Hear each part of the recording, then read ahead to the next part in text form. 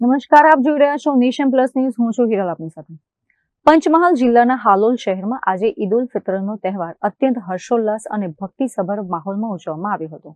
પવિત્ર રમઝાન માસના ઉપવાસ પૂર્ણ થયા બાદ આજે મુસ્લિમ બિરાદરોએ એકમેકને ઈદની મુબારકબાદી પાઠવી ખુશીઓ વ્યક્ત કરી હતી.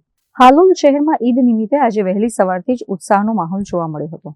શહેરની મુખ્ય ઈદગાહ અને નુરાની મસ્જિદ ખાતે વિશેષ નમાઝનું આયોજન કરવામાં આવ્યું હતું, જેમાં હજારોની સંખ્યામાં મુસ્લિમ બિરાદરો જોડાયા હતા.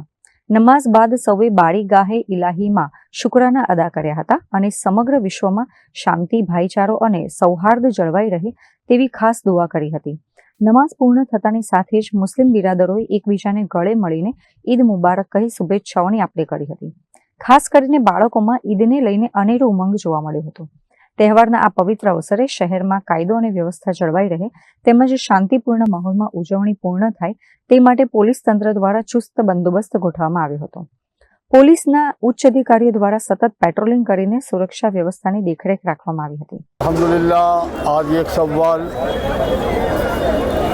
मुसलमानों का अज़मत वाला महीना रमज़ानुल मुबारक का ख़त्म हुआ.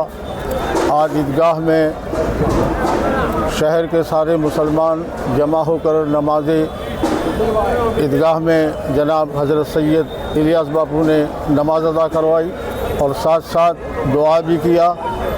और अल्लाह तबारक व ताला मैं भी दुआ गो हूँ कि हिंदुस्तान में अमन अमान रहे और तमाम आफतों बलियात से महफूज रहे. हज़ारों मुसलमानों ने आज ईदगाह में नमाज अदा किया. अस्सलाम वालेकुम. Kiran Gohil, nation plus news, Panchmahal. સમાચારોના સતત અપડેટ મેળવવા માટે અમારી નેશન પ્લસ ન્યૂઝની યુટ્યુબ ચેનલને સબસ્ક્રાઇબ કરો, બેલ આઇકન દબાવો અને જોડાયેલા રહો ફેસબુક, ઇન્સ્ટાગ્રામ અને ટ્વિટર પર.